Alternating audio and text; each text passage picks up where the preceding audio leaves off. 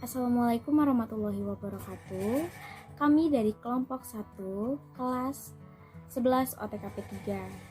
Saya Aisyah Rahmawati ingin menjelaskan tentang pengelolaan keuangan negara. Yang pertama, bidang pengelolaan keuangan negara. Pengelolaan keuangan negara dapat dikelompokkan dalam subbidang, yakni yang pertama, subbidang pengelolaan fiskal, yang kedua, subbidang pengelolaan moneter, yang ketiga, subbidang pengelolaan kekayaan negara yang dipisahkan. Nah, lanjut. Yang kedua, itu ada tujuan pengelolaan keuangan negara. Tujuan pengelolaan keuangan negara adalah sebagai berikut. Yang pertama, dapat mempengaruhi pertumbuhan ekonomi, dapat menjaga stabilitas ekonomi, dapat merealokasikan sumber daya ekonomi, dan yang terakhir dapat mendorong redistribusi pendapatan. 3. Kekuasaan pengelolaan keuangan negara. Berdasarkan Undang-Undang Nomor 17 Tahun 2003 tentang Keuangan Negara, Presiden adalah pemegang kekuasaan umum pengelolaan keuangan negara. Fungsi pemegang kekuasaan umum atas keuangan negara tersebut dijalankan dalam bentuk 1. Selaku pengelola fiskal dan wakil pemerintah dalam kepemilikan kekayaan negara yang dipisahkan dikuasakan kepada Menteri Keuangan. 2. Selaku pengguna barang atau pengguna barang kementerian negara atau lembaga negara dikuasakan kepada tiap-tiap menteri atau pemimpin negara. 3. Penyerahan kepada gubernur atau bupati atau wali kota selaku kepala pemerintahan daerah untuk mengelola keuangan daerah dan mewakili pemerintah daerah dalam kepemilikan kekayaan daerah yang dipisahkan. Dan yang keempat, kekuasaan di bidang fiskal tidak termasuk kewenangan di bidang moneter.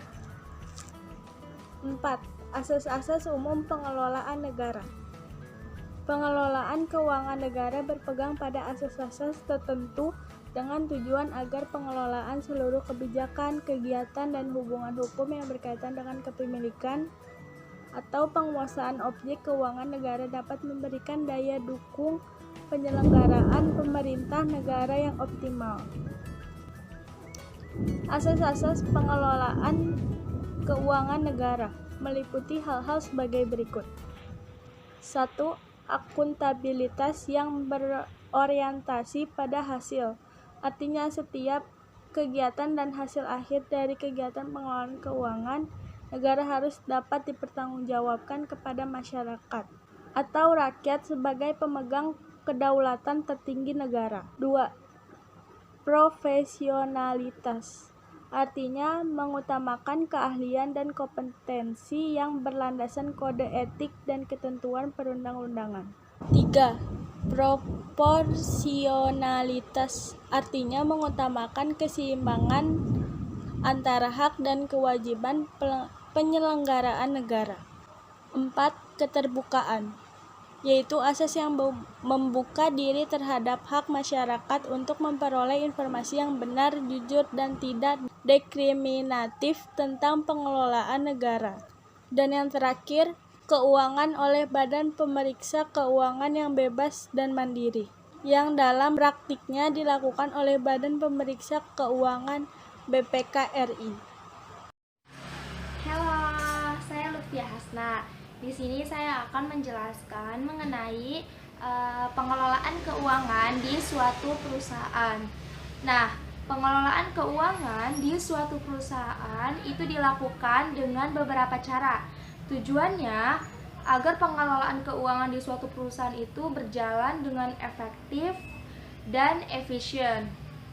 Nah, baik, berikut saya akan uraikan cara pengelolaan keuangan di suatu perusahaan ataupun organisasi. Yang pertama adalah lakukanlah perencanaan keuangan. Yang kedua adalah membuat buku catatan keuangan.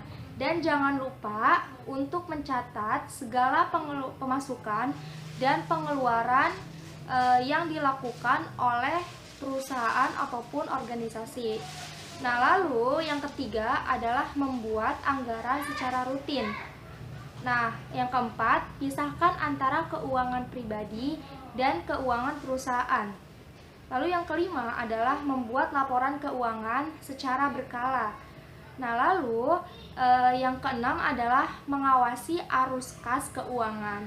Dan yang terakhir yaitu yang ketujuh, gunakan laba ataupun keuntungan sebuah perusahaan itu secara bijak. Seperti itu. Nah, sekian penjelasan dari saya. Terima kasih. Hai semua, saya Paramita Cahyani. Saya akan melanjutkan yaitu perbedaan konsep keuangan perusahaan dan keuangan negara. Yang pertama, subjek yang melakukan konsep tersebut. Pada konsep keuangan perusahaan, konsepnya dijalankan oleh perusahaan. Sedangkan pada konsep keuangan negara, konsepnya dijalankan oleh negara. Lalu, yang kedua ada pembahasan konsep keuangan perusahaan lebih sempit atau lebih sedikit dibandingkan konsep keuangan negara. Sekian penjelasan dari kelompok kami, kurang lebihnya mohon dimaafkan. Wassalamualaikum warahmatullahi wabarakatuh.